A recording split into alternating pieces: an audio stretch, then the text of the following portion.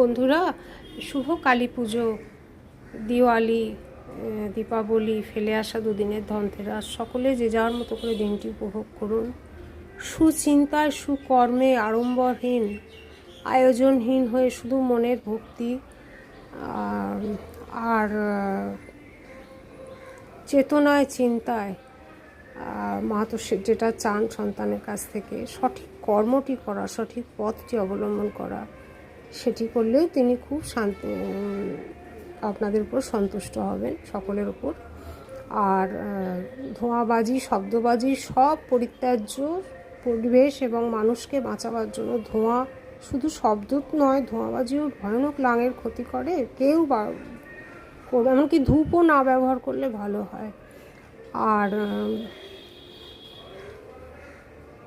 এইটুকুই বলার।